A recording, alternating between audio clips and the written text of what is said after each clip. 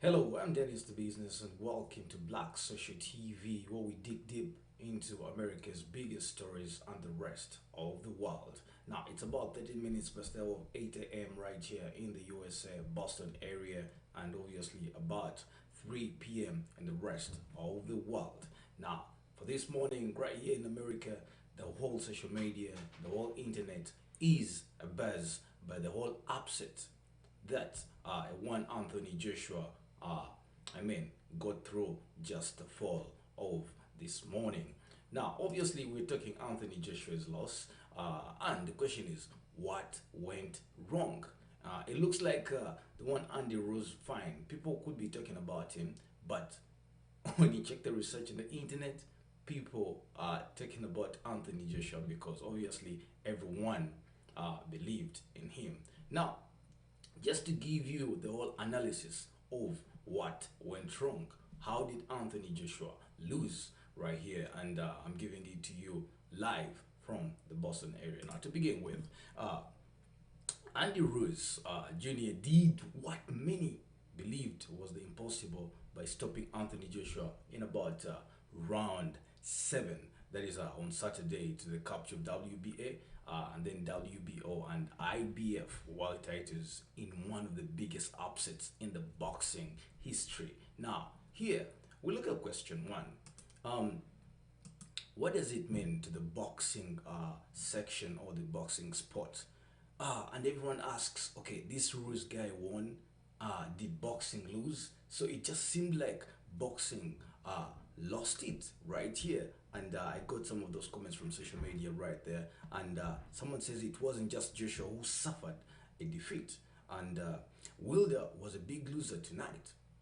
While Wilder might eventually face Joshua in the future, that fight will have quite the same importance of buzz as it did for the past year. Now, before this first full weekend, if you had asked most boxing fans about this question, both hardcore and casual, obviously, which fight they would take over right here, uh, obviously, with Joshua versus Wilder, and now after all the public posturing and promotional machinations that took place between the two sides, the two fighters, fans alike are now left with the possibility of nothing. Yeah, get to think about it. Now, I'm gonna give you the notable heavyweight upsets right here. We look at 2019, just the follow this morning. That is Ruiz Jr., who defeated obviously Anthony Joshua.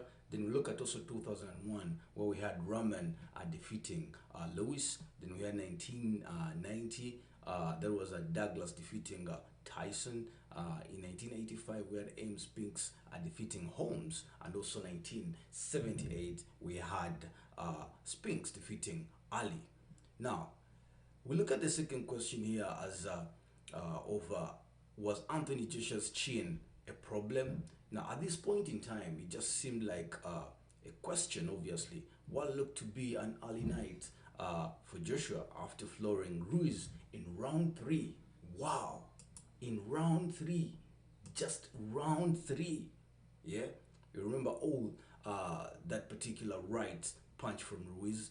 Joshua was caught by a series of aggressive counter punches from Ruiz, who proved he too could punch. Obviously, he could punch him back. Now, Joshua was stunned by a left hook to the temp. If you all remember that match, there was that left hook that obviously took Anthony Joshua down. Now, he looked unsteady on his legs, and more than that, unsure of his durability. Never had a man so strong looked so fragile at that point in time. I mean, boxing is boxing. So the question also still goes: who is the best heavyweight in boxing? The boxing sport right now. Now, we look back at this guy called Ruiz. Someone would say it's not Ruiz, obviously. So me, I for one, I would call it a careless loss to Anthony Joshua.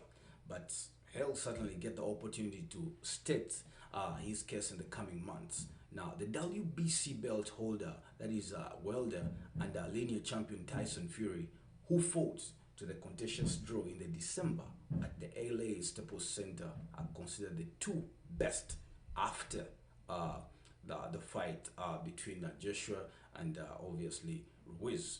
Uh, we look at the immediate rematch. A good idea for Joshua. I mean, some social media fans that were like, is it a very good idea for Joshua to call up a rematch with the Ruiz?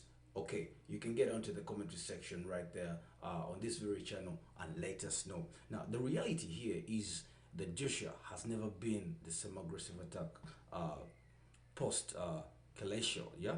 Now, in the aftermath of his New York meltdown, you wonder if he will ever be the same. Now, losses of this nature can affect a fighter more psychologically than physically. I mean, if you've ever gotten into a fight and you have this confidence that you'll beat someone, and then, I mean, look at Anthony Joshua's smile. He looked confident, but this guy still put him down. Yeah. Now, just remember this hook, that hook right there on the head. You still have to lose balance, and obviously, we see Anthony Joshua right here down, but getting up, he puts up a smile on his face like, no, I cannot believe this. Now, if they do it again in the 6 months, I'm talking about Ruiz and Joshua, you would think will come into the rematch with more confidence and at least the same power, while Joshua will have the same doubts that he left the ring on Saturday. Now, we look at another reaction on social media that goes with the question, do we need to give Ruiz credit right here? I mean, as someone who has done sports before, a loss is a loss and a win is a win. We have to give, obviously, this Ruiz guy some kind of credit. Because, I mean, when you look at Ruiz, Anthony Joshua has a name to protect and skills to protect. But right here, this was a game to understand. Who is the winner? Who is the loser in this case? Now, obviously, we'll go like absolutely while there is a natural inclination in these circumstances to always talk about the shortcomings of the favorite losses or the who loses a fight in this manner. Credit does have to be given to the victors for what they achieved. I mean, that is even an exclamation right there. And I mean, I will just rebound it for you, obviously. Credit does have to be given to the victors for what they have achieved. And in the case of sports, obviously, you know this is normal. Now, Ruiz was a late replacement of Jarrell Miller, as you all know him, and a more seasoned fighter with a better track record come into the bout. While neither had faced great opposition, Ruiz's only loss in 33 previous fights was a razor-thin majority decision to the one Joseph Parker. Let's talk about talent here.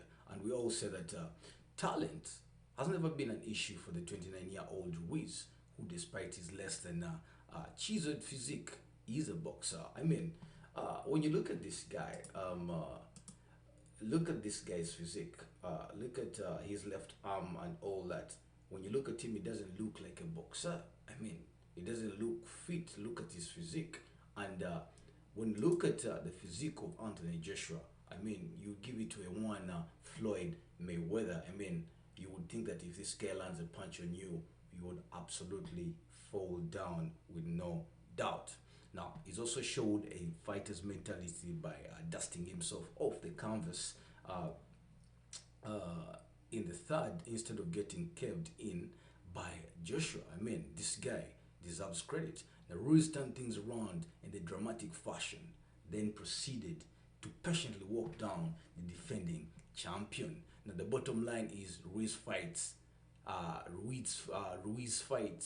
better than it looked like yesterday. Now, getting forward right here, obviously on social media, right there, it looks like people are disappointed in a one Anthony Joshua. I mean, when you talk about boxing in this era, you talk about the likes of Floyd Mayweather, you talk about the likes of Anthony Joshua, and there's something about boxing, or there's something about a game. It could be soccer, it could be football. When you talk about a team that is big and the other team that has no name or hasn't made any news in the past 1 month, one would feel that obviously the big name will take the beef at the end of the match. But this time round, it was the opposite. Now click subscribe to Black Social TV as a return for more the biggest stories in America and the rest of the world. I'm Dennis Thabizness. Thanks for watching.